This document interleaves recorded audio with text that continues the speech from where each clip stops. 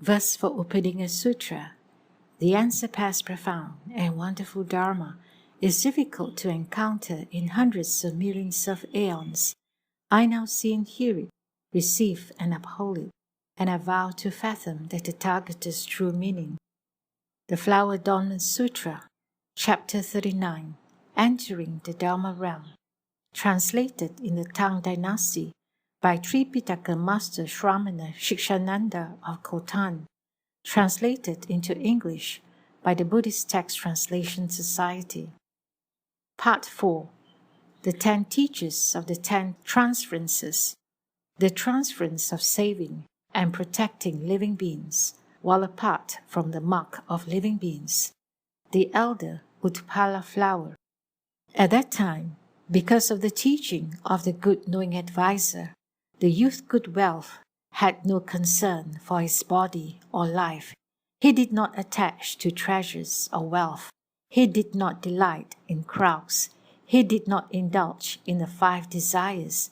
He did not long for his retinues. He did not value a king's throne. He only wished to transform and save all living beings.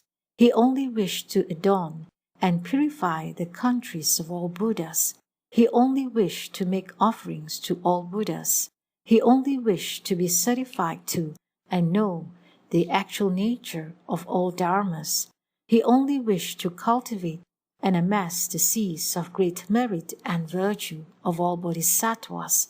He only wished to cultivate all merit and virtue so as to never retreat.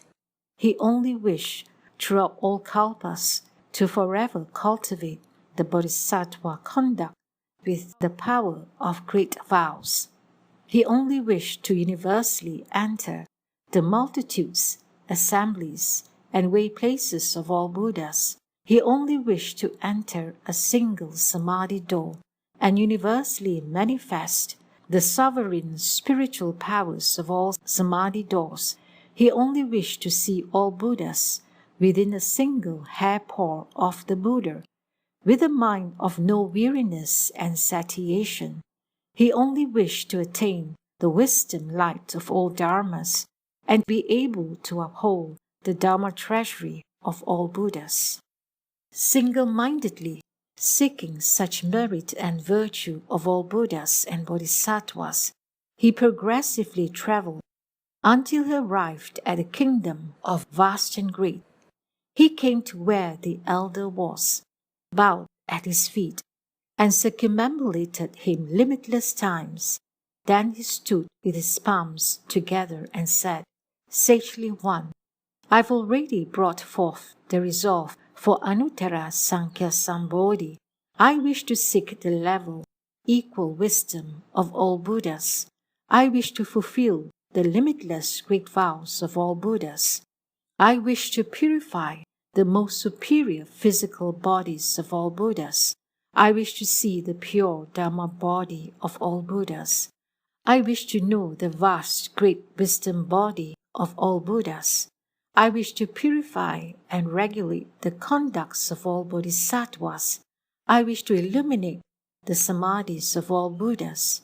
I wish to securely abide in the uniting and upholding of all bodhisattvas. I wish to destroy all obstructions. I wish to travel and roam in all worlds of the 10 directions. But I still do not know how a bodhisattva studies the bodhisattva conduct, or how he cultivates the bodhisattva way, so as to be able to give rise to the wisdom of all wisdom. The elder said, good indeed, good men, that you have already brought forth the resolve for Anuttara Sankhya Sambodhi.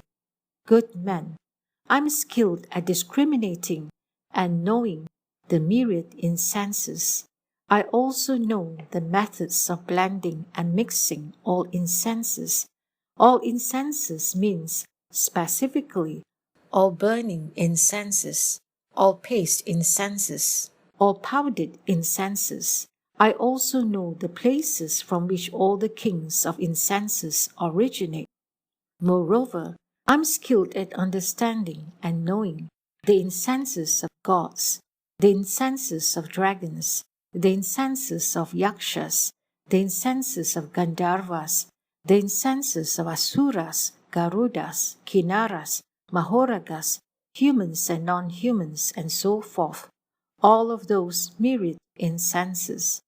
Moreover, I'm skilled at discriminating and knowing the incenses for curing the myriad illnesses, the incenses for cutting off all evil, the incenses for producing happiness, the incenses for increasing afflictions, the incenses for destroying afflictions, the incenses that cause one to produce pleasure and fixation towards that which is conditioned, the incenses that cause one to produce disgust and the wish to separate from that which is conditioned, the incenses of renouncing all arrogance and self-indulgence, the incenses of bringing forth the resolve to be mindful of all Buddhas, the incenses of certification to and understanding of Dharma doors, the incenses whose use is received by the sages, the incenses of all bodhisattvas' distinctions, the incenses of all bodhisattvas' grounds. I completely understand all such incenses as these, their shapes, appearances, and origins, their manifestations and accomplishments, their purity and tranquilizing qualities, their states of skill in means, their awesome virtue and karmic function, and their root cause. Good men, there is an incense among humans called elephant treasury, which is born from the warring of dragons. If one piece of it is lit, it will immediately raise a great cloud of incense that covers the capital city. For 7 days a fine mist of incense will rain down. The bodies of those who come into contact with it will become the color of gold. If it touches their clothes, palaces, and pavilions, those will also become a golden color. If it is borne along by the wind and enters the palaces, those living beings who smell it will for 7 days and nights become filled with bliss. Their bodies and minds will be happy and be without the myriad illnesses. They will not attack or harm one another. They will separate from anxiety and anguish. They will not be afraid or terrified. They will not be confused or angry, but will have compassionate regard for one another. Their resolve and intent will be purified. When I know that this has happened, I speak the Dharma for them and cause them to decisively bring forth the resolve for Anuttara Sankhya Sambodhi. Good men, the Malabar hills produce a chandana incense called oxhead. If one anoints one's person with it, then even if one enters a pit of fire, the fire will not burn one. Good men, in the sea is an incense called invincible. If it is used to smear drums, conches, and shells, then when those instruments are sounded, all opposing troops will retreat and disperse by themselves. Good men, the shores of the lake Anavatapta produce a sinking in water incense called lotus flower treasury. When a piece of that incense the size of a sesame seed is lit, its perfume universally pervades the realms of Jambudvipa. Those living beings who smell it will separate from all offenses, and their precepts will become purified. Good men, the snow mountains have an incense called Aruna. If living beings smell this incense, their minds will decisively separate from all defiled attachments. I will speak Dharma for them, and all of them will, without exception, attain the living filth samadhi. Good men, in the realm of Raksasas is an incense called sea treasury. That incense is only used by the wheel-turning sage kings. If one piece is lit and allowed to permeate, the king and his 4 armies will soar into empty space. Good men, in the heaven of wholesome dharmas, there is an incense called pure adornment.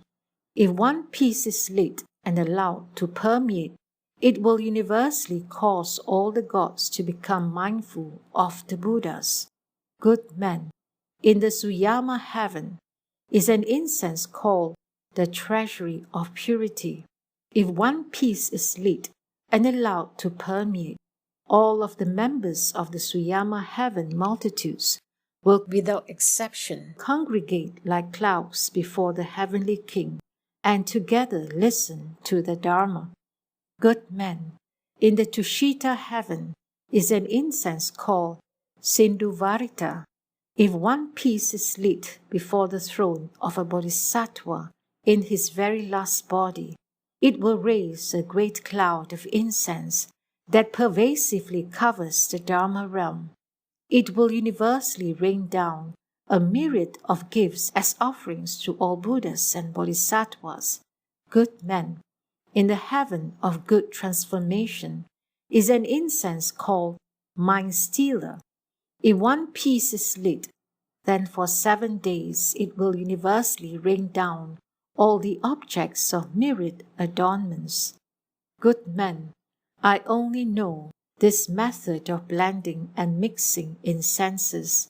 As for how all bodhisattvas, mahasattvas leave far behind all evil habit energies, how they are not defiled by worldly desires, how they forever sever the lariat of the myriad demons of afflictions, how they transcend all destinies of an existence, how they adorn themselves with the incense of wisdom, how in all worlds they are completely without defiled attachments, how they are endowed with and accomplish the precepts of non-attachment, how they purify the wisdom of non-attachment, how they cause in the state of non-attachment, how in all places they are completely without attachment, and how their minds are level and impartial, without attachment and without reliance.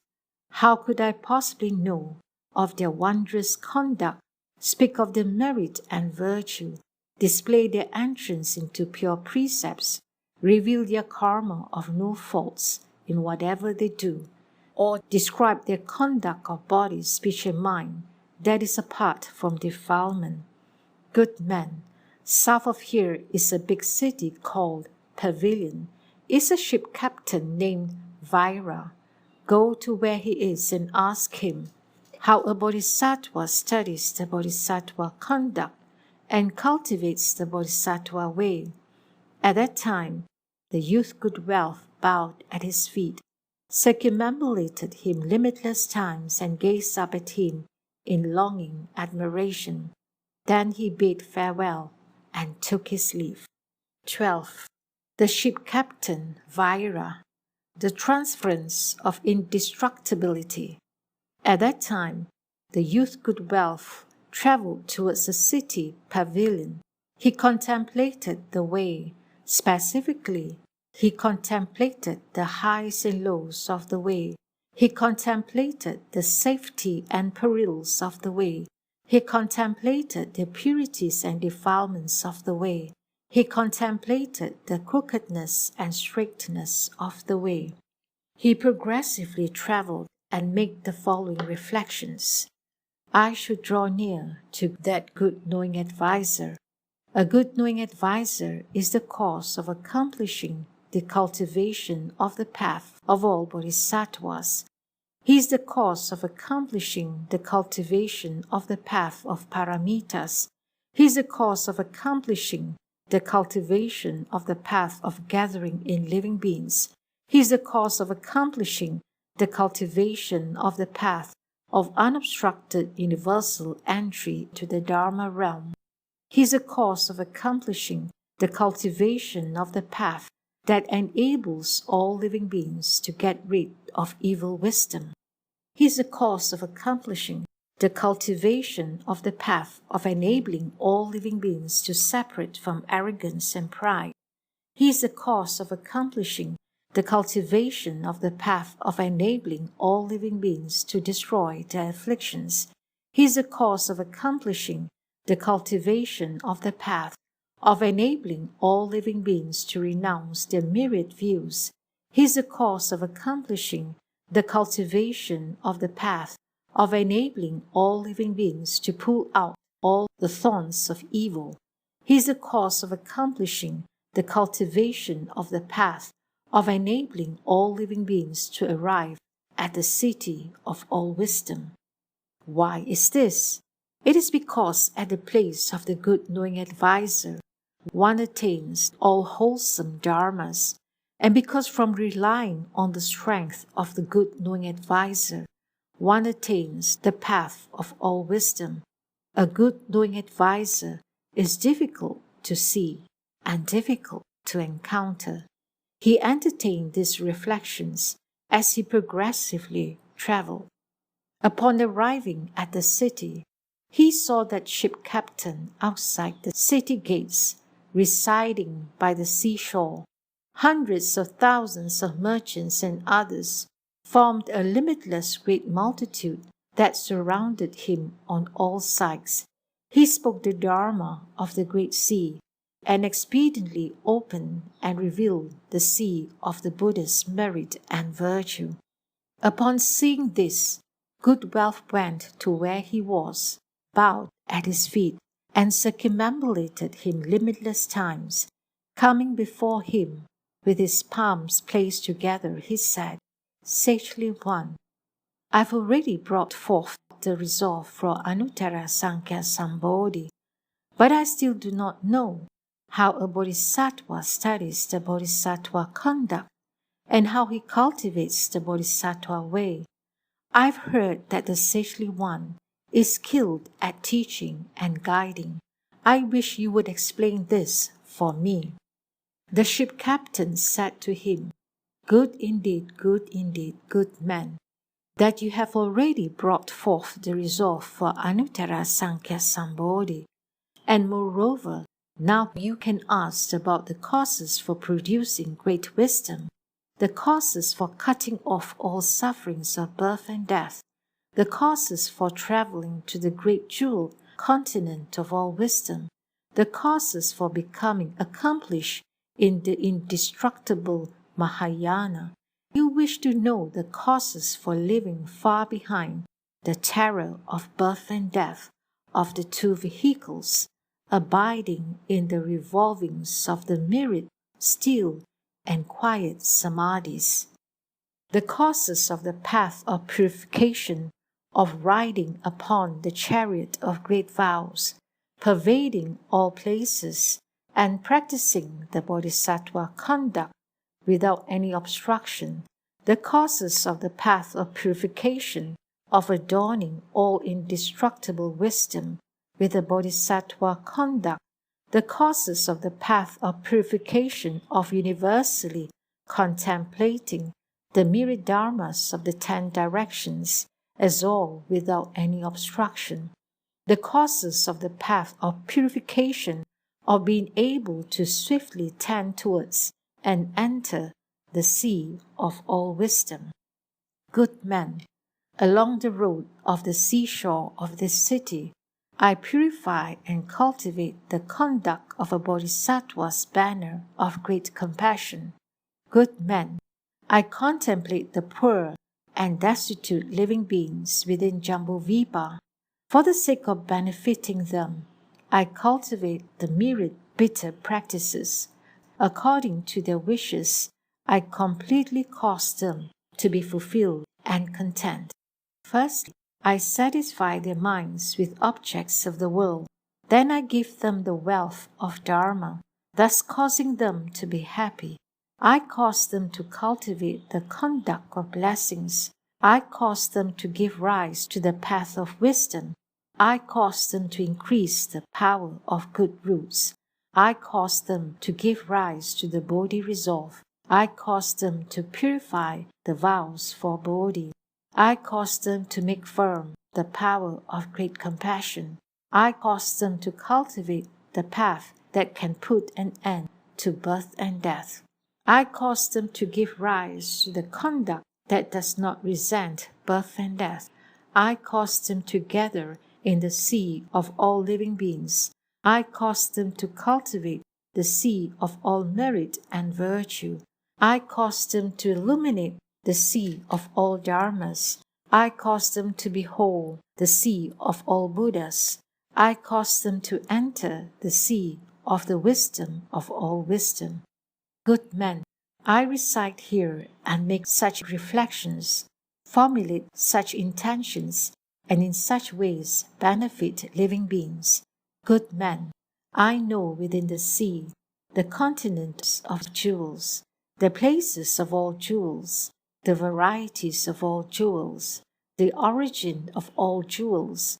I know how to purify all jewels, to drill for all jewels, to extract all jewels, to work all jewels.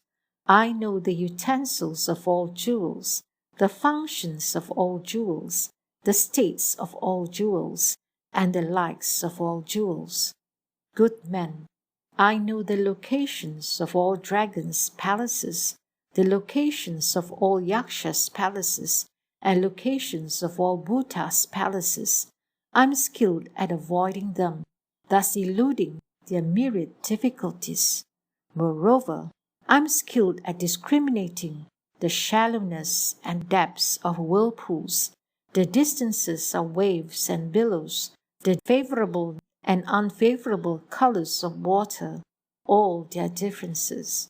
I am also competent at discerning and knowing the causes of the sun, moon, stars, and constellations, their orbits and degrees of turning, which make the nights, days, mornings, and afternoons, whether a vessel is watertight or leaky, slow or fast. I also know whether the boat is made of steel or wood, whether it is solid or fragile, whether its components are rough or smooth, whether the water is great or small, whether the wind is opposing or favorable. Of all such myriad aspects of safety and peril, there are none that I do not completely understand.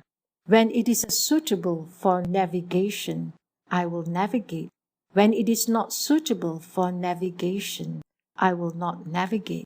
Good men, from having accomplished wisdom such as this, I can constantly benefit all living beings. Good men, with a sturdy boat, I ferry all merchants, cruising in a course which is peaceful and secure. Moreover, I speak the Dharma for them, causing them all to be happy. I guide them to the jewel continent, give them myriad rare jewels, and cause them all to be thoroughly fulfilled and content. Then I lead them back to Jambudvipa. Good men, in coming to and fro on this big boat, not so much as a single loss or any damage has been incurred. If there are living beings who get to see my person or hear my Dharma, I enable them to be forever unafraid of the sea of birth and death, so they most certainly obtain entry into the sea of all wisdom. They most certainly can dry up the sea of all love and desire. They can illumine the sea of the three periods of time with wisdom light. They can exhaust the sea of all living beings' sufferings. They can purify the sea of all living beings' minds.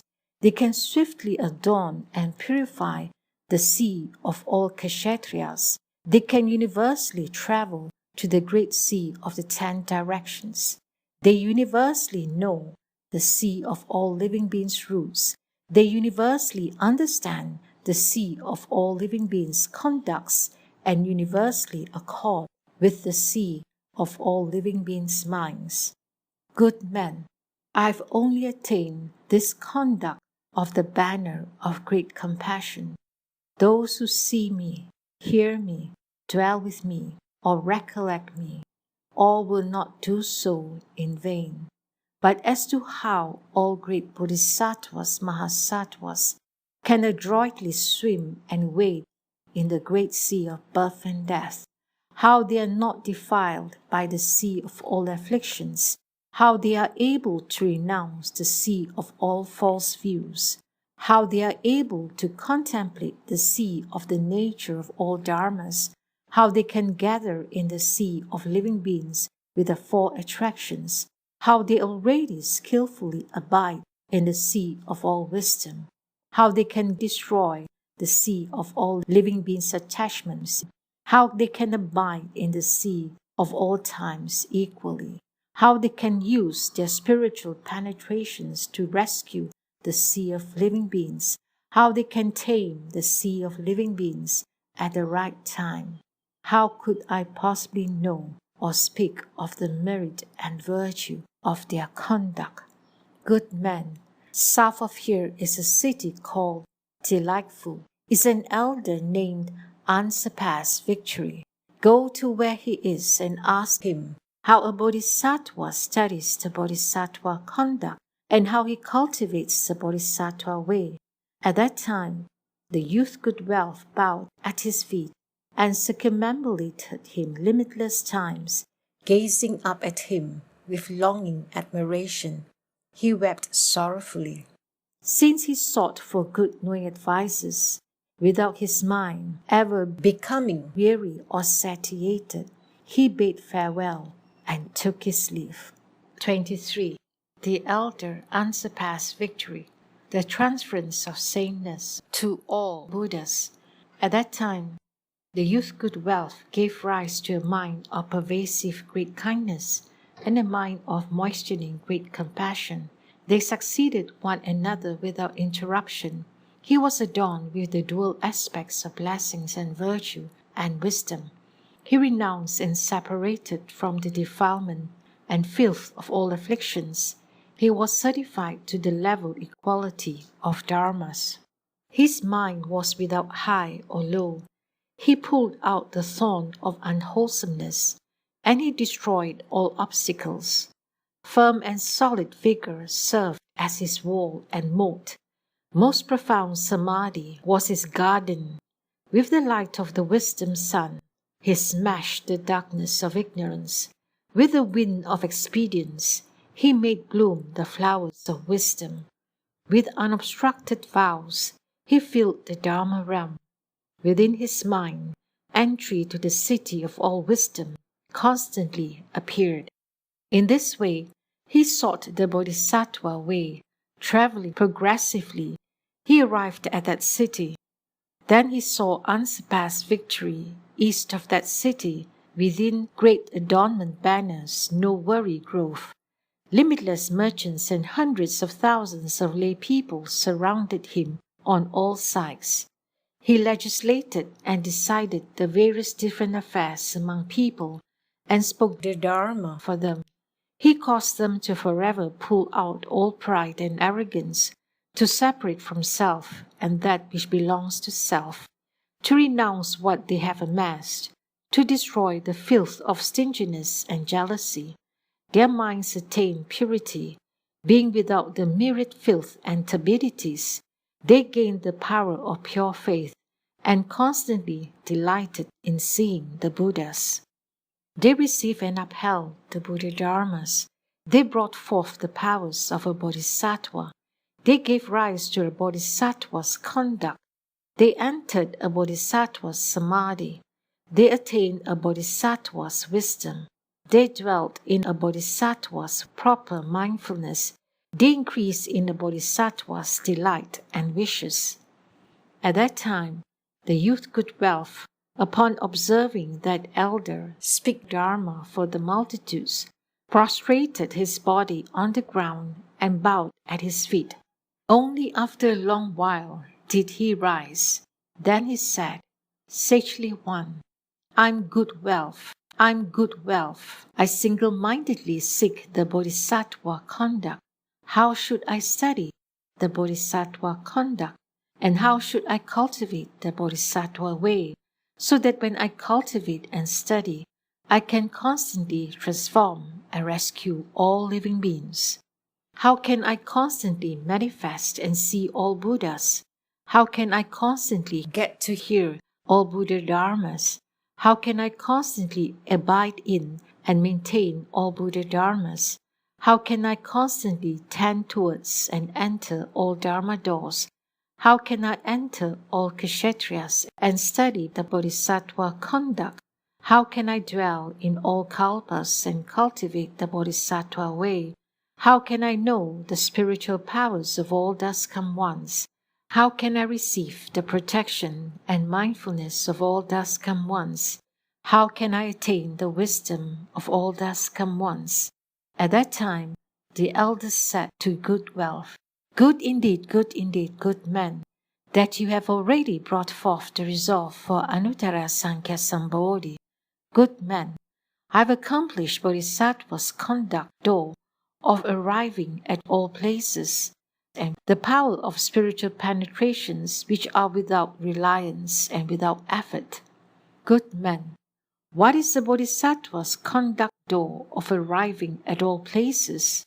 Good men, among all living beings in the desire realm, in this 3,000 great thousand world system, specifically for all the living beings who inhabit the heavens of the 33, all Suyama heavens, all Tushita heavens, all heavens of wholesome transformations, all heavens of the comfort from others' transformations, all demons' heavens, and for the rest of the gods, dragons, yakshas, raksasas, kumbhandas, gandharvas, asuras, garudas, kinnaras, mahoragas, humans and non-humans, in villages, communities, cities and towns, I speak the Dharma.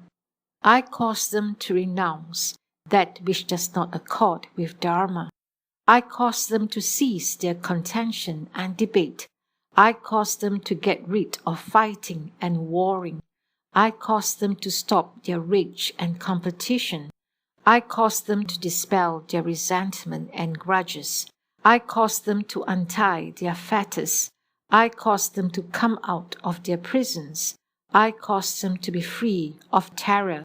I cause them to stop their killing, up to prohibiting deviant views, all evil karma, and those deeds which are forbidden, so they come to a halt. I cause them to compliantly practice all good dharmas. I cause them to cultivate and study all skills and arts. In all worlds, I benefit them. I discriminate the various different theories for them. I cause them to produce happiness. I cause them to gradually come to maturity. I speak with wisdom for those who comply with externalists. I cause them to cast off their myriad views. I cause them to enter the Buddha Dharmas. For beings up to and including all those in the form realm, I also speak the transcendental and supreme Dharma. As it is in this 3,000 great thousand world system, so too, up to and including throughout the 10 directions, in worlds as many as dust motes in 10 ineffable hundreds of thousands of millions of Nayutas of Buddha Kshetriyas, I speak for them the Dharma of Buddhas, the Dharma of Bodhisattvas, the Dharma of Sanghyaras, and the Dharma of solitary enlightened ones. I speak about the hells, the living beings of the hells, and the path that tends toward the hells. I speak about animals, the differences among animals, the sufferings that animals undergo, and the path that tend towards the realm of animals. I speak about the realm of King Yama, the sufferings in the realm of King Yama, and the path that tends towards the realm of King Yama. I speak about the realm of gods, the joy in the realm of gods, and the path that tends towards the realm of gods. I speak about the human realms, the sufferings and joys in the human realm, and the path that tends towards the human realm. For the sake of opening and revealing the Bodhisattva's merits and virtues, for causing them to renounce and separate from the tribulations of birth and death, for causing them to know and see the myriad wondrous merits and virtues of persons of all wisdoms, for causing them to know the confused delusion and sufferings undergone within the myriad destinies of existence, for causing them to know and see the Dharma of non-obstruction, and also wishing to display and reveal the causes of the arisal of all worlds, wishing to display and reveal how all worlds take quiet extinction as bliss, wishing to cause living beings to renounce the myriad attachments to thoughts, wishing to cause them to be certified to and attain the Buddhist Dharmas of non-reliance, wishing to cause them to forever destroy the wheel of their myriad afflictions, and wishing to cause them to turn the dust come once Dharma wheel. For such reasons, I speak Dharma for all those living beings. Good men, I only know this pure Dharma door of arriving at all places and cultivating the Bodhisattva conduct through the power of spiritual penetrations of non-reliance and effortlessness. But as to how all Bodhisattvas, Mahasattvas are replete with all spiritual penetrations of self-mastery, how they can pervasively travel to all Buddha Kshetriyas, how upon attaining the grounds of the eye of universality, they can completely hear all sounds, languages, and speech, how they universally enter all dharmas, how they have wisdom that is sovereign, how they are without opposition or contention, how they are courageous and valiant without peer, how with vast long tongues they emit level and equal sounds, how their bodies are wondrously fine, identical with those of all bodhisattvas, how they are ultimately non-dual with all thus come ones, being without differentiation, how their wisdom bodies are vast and great, and universally enter into the three periods of time, how their states are without limit, being identical to empty space. How could I possibly know or speak of the merit and virtue of their conduct?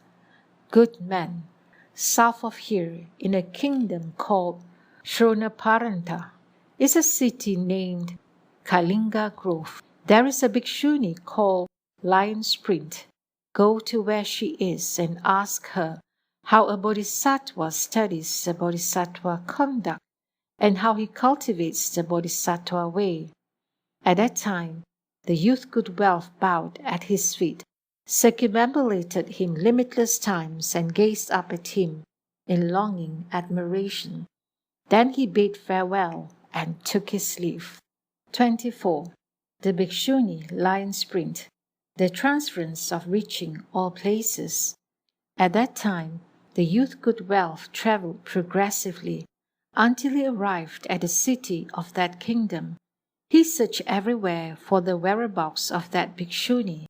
Limitless people told him, Good man, that bhikshuni speaks Dharma at the Sunlight Garden, donated by Raja Victorious Light. She benefits limitless beings. When the youth good wealth arrived at that garden, he looked all around it. In the middle of that garden, he saw a big tree which was called Full Moon. It was shaped like a pavilion and emitted great light that shone for a distance of 1 yojana. He saw a leafy tree which was named Universal Covering.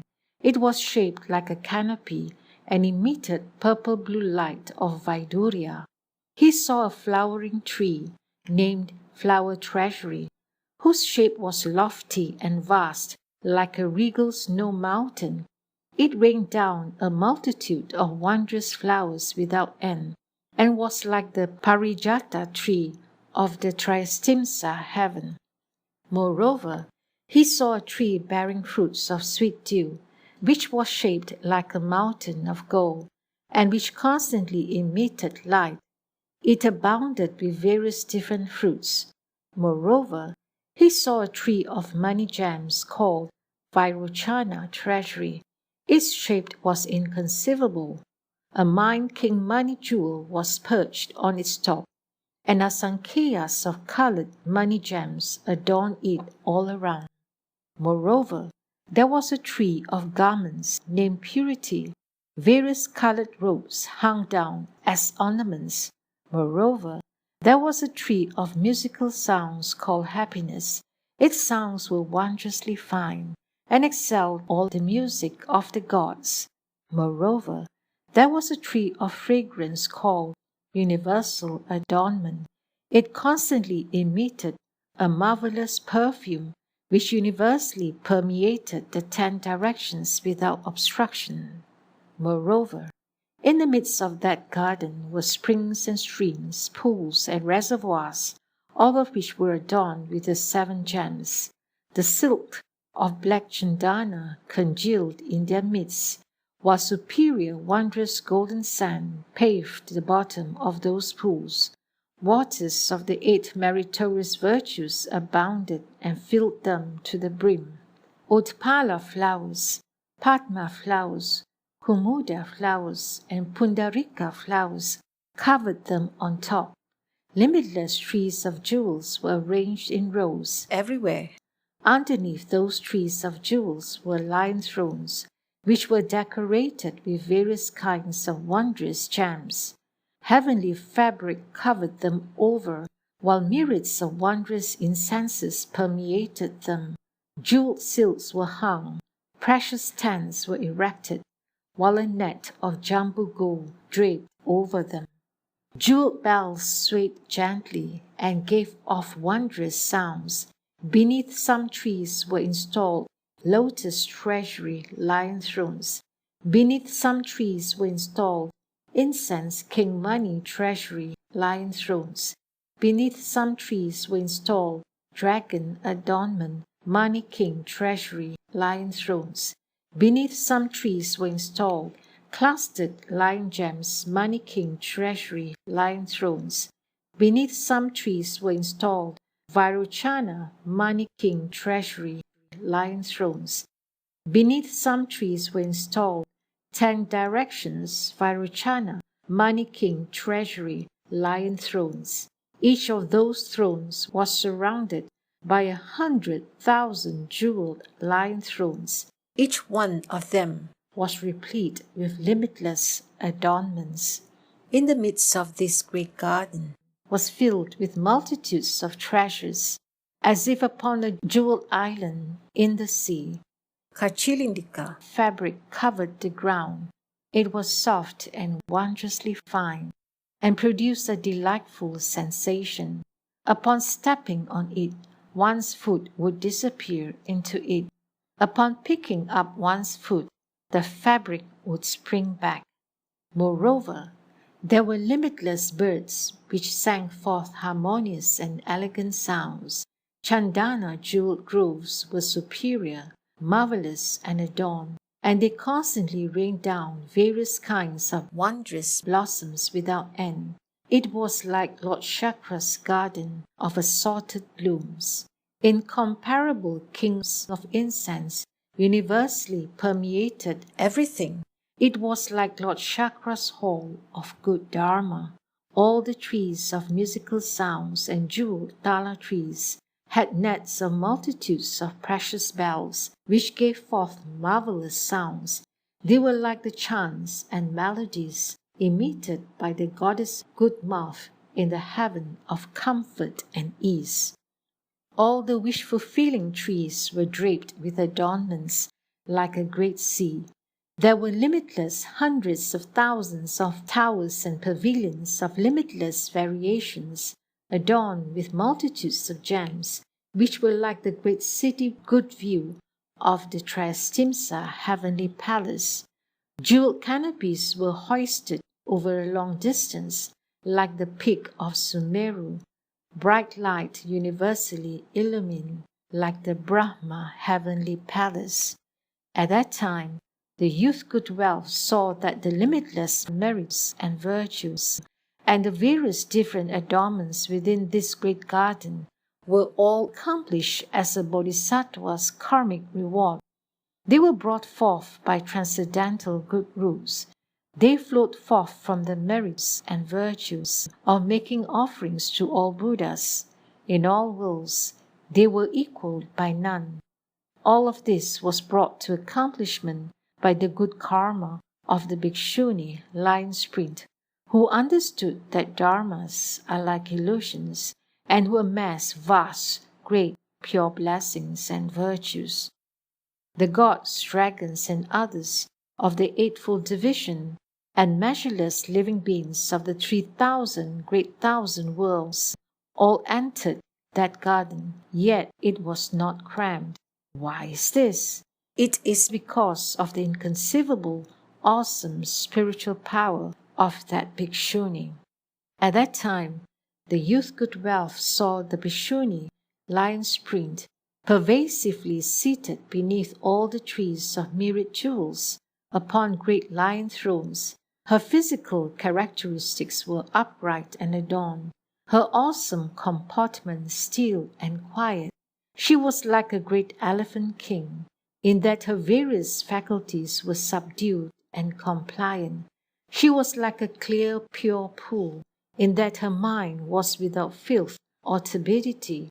She was like a wish-fulfilling gem, in that she universally dispensed to all who sought from her.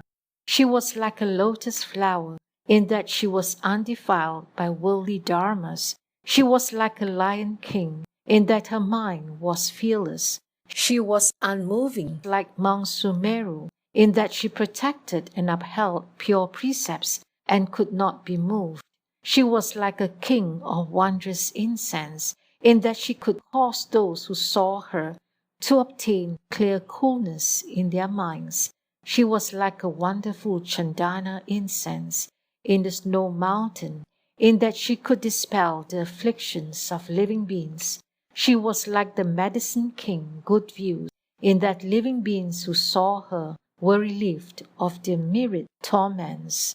She was like the god Varuna, in that those who beheld her did not do so in vain. She was like a fertile field, in that she could make all living beings good roots sprout and grow.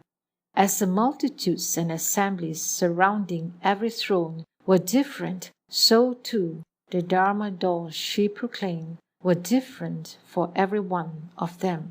Perhaps he saw her seated on the throne, circumambulated by multitudes from the pure dwelling heavens, with a god great comfort and ease as their leader. The bhikshuni spoke for them a Dharma door called inexhaustible liberation. Perhaps he saw her seated on the throne, circumambulated by all the Brahma heaven multitudes, with joyous delight Brahma king as their leader. The bhikshuni spoke for them a Dharma door called universal door differentiation, wheel of pure speech and clear sounds. Perhaps he saw her seated on the throne, circumambulated by gods and goddesses of the heaven of comfort from others' transformations, with comfortable heavenly king as their leader. The bhikshuni spoke for them a Dharma door called a bodhisattva's pure mind.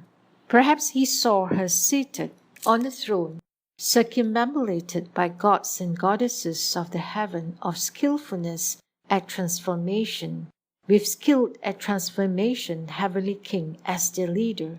The bhikshuni spoke for them a Dharma door called wholesome adornment of all dharmas. Perhaps he saw her seated on the throne, circumambulated by gods and goddesses of the Tushita heaven, with Tushita heavenly king as their leader. The bhikshuni spoke for them a Dharma door called revolvings of the mind treasury. Perhaps he saw her seated on the throne, circumambulated by gods and goddesses of the Suyama heaven, with Suyama heavenly king as their leader. The bhikshuni spoke for them a Dharma door called boundless adornment. Perhaps he saw her seated on the throne, circumambulated by gods and goddesses of the heaven of the 33, with Shakra Devanang Indra as their leader. The bhikshuni spoke for them a Dharma door called repulsion and separation. Perhaps he saw her seated on the throne, circumambulated by Dragon King 100 Lives, Dragon King Nanda, Dragon King Upananda, Dragon King Manashvin, Dragon King Airavana, Dragon King Anavatapta, and so forth, together with dragon sons and dragon daughters, with Dragon King Sagara as their leader. The bhikshuni spoke for them a Dharma door called, adorned with the brightness of the Buddhist state of spiritual penetrations. Perhaps he saw her seated on the throne, circumambulated by a myriad of yaksha multitudes, with Vajravana, heavenly king, as their leader. The bhikshuni spoke for them, a Dharma door called, treasury of rescuing and protecting beings. Perhaps he saw her seated on the throne, circumambulated by Gandharva multitudes, with maintaining the country Gandharva king as their leader. The bhikshuni spoke for them, a Dharma door called, inexhaustible bliss. Perhaps he saw her seated on the throne, circumambulated by Asura multitudes, with Rahu Asura king as their leader. The bhikshuni spoke for them, a Dharma door called, wisdom that swiftly adorns the Dharma realm. Perhaps he saw her seated on the throne, circumambulated by Garuda multitudes, with swiftly maintaining Garuda king as their leader. The bhikshuni spoke for them, a Dharma door called, terrifying and stirring up the myriad seas of existence. Perhaps he saw her seated on the throne, circumambulated by Kinnara multitudes, with great tree Kinnara king as their leader. The bhikshuni spoke for them, a Dharma door called, bright light of Buddha's conduct. Perhaps he saw her seated on the throne, circumambulated by Mahoraga multitudes, with Brikudimukha Mahoraga king as their leader. The bhikshuni spoke for them, a Dharma door called, bringing forth the mind of happiness of a Buddha. Perhaps he saw her seated on the throne, circumambulated by limitless hundreds of thousands of men and women. The bhikshuni spoke for them, a Dharma door called, supreme conduct. Perhaps he saw her seated on the throne, circumambulated by Raksasa multitudes, with constantly robbing essence and energy great tree Raksasa king as their leader. The bhikshuni spoke for them, a Dharma door called, bringing forth a mind of compassion and sympathy. Perhaps he saw her seated on the throne, circumambulated by living beings who believed and delighted in the Sanghira's vehicle. The bhikshuni spoke for them, a Dharma door called, supreme wisdom light. Perhaps he saw her seated on the throne, circumambulated by living beings who believed and delighted in the vehicle of those enlightened to conditions. The bhikshuni spoke for them, a Dharma door called, vast great light of the Buddhist merit and virtue. Perhaps he saw her seated on the throne, circumambulated by living beings who believed and delighted in the great vehicle. The bhikshuni spoke for them, a Dharma door called, door of wisdom light, of universal door samadhi. Perhaps he saw her seated on the throne, circumambulated by all bodhisattvas who have brought forth the initial resolve. The bhikshuni spoke for them, a Dharma door called, the collection of all Buddha's vows. Perhaps he saw her seated on the throne, circumambulated by all bodhisattvas of the second brown. The bhikshuni spoke for them, a Dharma door called, wheel of living filth. Perhaps he saw her seated on the throne, circumambulated by all bodhisattvas of the third brown. The bhikshuni spoke for them, a Dharma door called, the adornment of steel quiescence. Perhaps he saw her seated on the throne, circumambulated by all bodhisattvas of the fourth ground. The bhikshuni spoke for them, a Dharma door called, giving rise to the states of all wisdom. Perhaps he saw her seated on the throne, circumambulated by all bodhisattvas of the fifth ground. The bhikshuni spoke for them, a Dharma door called, wonderful flower treasury. Perhaps he saw her seated on the throne, circumambulated by all bodhisattvas of the sixth ground. The bhikshuni spoke for them, a Dharma door called, Vairochana treasury. Perhaps he saw her seated on the throne, circumambulated by all bodhisattvas of the seventh ground, the Bhikshuni spoke for them, a Dharma door called Ground of Universal Adornment. Perhaps he saw her seated on the throne, circumambulated by all bodhisattvas of the eighth ground. The Bhikshuni spoke for them, a Dharma door called the body of the state of pervading the Dharma realm. Perhaps he saw her seated on the throne, circumambulated by all bodhisattvas of the ninth ground. The Bhikshuni spoke for them, a Dharma door called Adornment of the power of non-attainment. Perhaps he saw her seated on the throne, circumambulated by all bodhisattvas of the 10th ground. The Bhikshuni spoke for them, a Dharma door called the wheel of non-obstruction.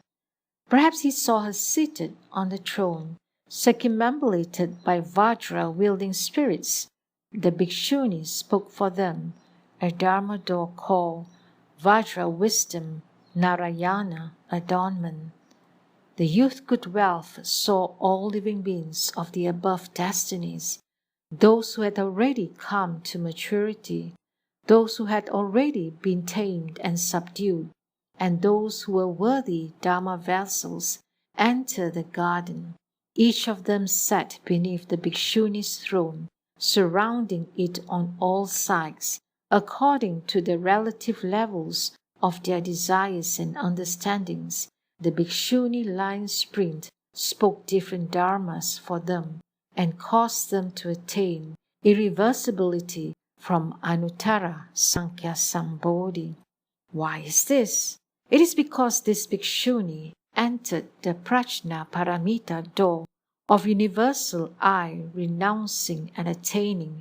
She spoke the Prajna Paramita door of all Buddha Dharmas, the Prajna Paramita door of differentiations of Dharma realms, the Prajna Paramita door of dispersing and destroying the wheel of all obstructions, the Prajna Paramita door of giving rise to all living beings' minds of goodness, the Prajna Paramita door of supreme adornment, the Prajna Paramita door of the non-obstruction of the treasury of true actuality, the Prajna Paramita door of perfection of the Dharma realm, the Prajna Paramita door of the mind treasury, and the Prajna Paramita door of the treasury of universal production. These 10 Prajna Paramita doors were foremost among the countless millions of Prajna Paramita doors she entered. The Bodhisattvas and all living beings within that sunlight garden were all exhorted by the Bhikshuni Lion Spring to bring forth their initial resolve, to receive and uphold the proper Dharma, and to reflect upon, cultivate, practice, and attain irreversibility from Anuttara Sankhya Sambodhi. At that time, the youth good wealth, upon seeing such a garden as that of the Bhikshuni Lion Spring, such couches and thrones, such activities, such multitudes of assemblies, such spiritual powers, such eloquences, and upon hearing such inconceivable Dharma doors, his mind became enriched and nourished by a vast great cloud of Dharmas, and he gave rise to the following thought: I should circumambulate her to the right, limitless hundreds of thousands of times. At that time, the Bhikshuni emitted great light that universally illumined the garden and the adornments of the multitudes of assemblies. The youth good wealth immediately saw his own body, together with the myriad trees in that grove, all circumambulating, with the Bhikshuni to their right, revolving around her, limitless hundreds of thousands of millions of times.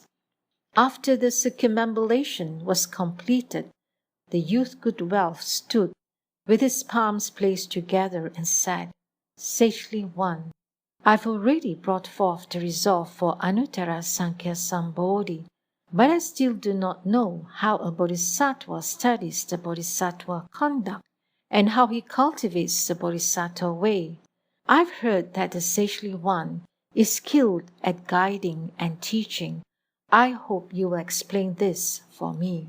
The Bhikshuni said, Good man, I've attained a liberation called accomplishing all wisdom.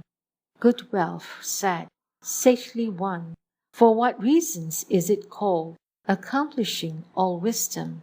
The Bhikshuni said, Good man, this wisdom light can, within a single thought, universally illumines all dharmas of the 3 periods of time.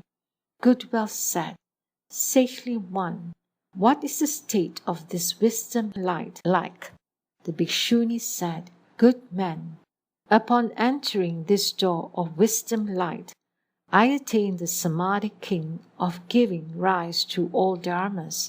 Because of this Samadhi, I attain a body born from intent. I travel to Tushita heavenly palaces of all worlds of the 10 directions, to the places of bodhisattvas bound by their very last rebirth.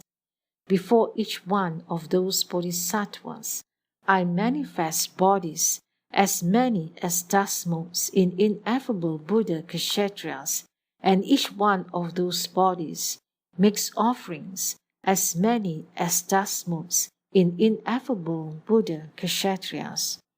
Specifically, I manifest the bodies of heavenly kings, up to and including the bodies of human kings, holding clouds of flowers, holding clouds of garlands, also burning incense, paste incense and powdered incense, garments, necklaces, banners, streamers, silk ribbons and canopies, jeweled nets, jeweled tents, jeweled treasuries and jeweled lamps. All of these myriad objects of adornment I hold up and use as offerings. As it is in the Tushita palaces where the bodhisattvas live, so also in their dwellings in the womb, living the womb, being at home, living the home life, going to the way place, accomplishing equal and proper enlightenment, turning the wheel of proper Dharma, and entering nirvana.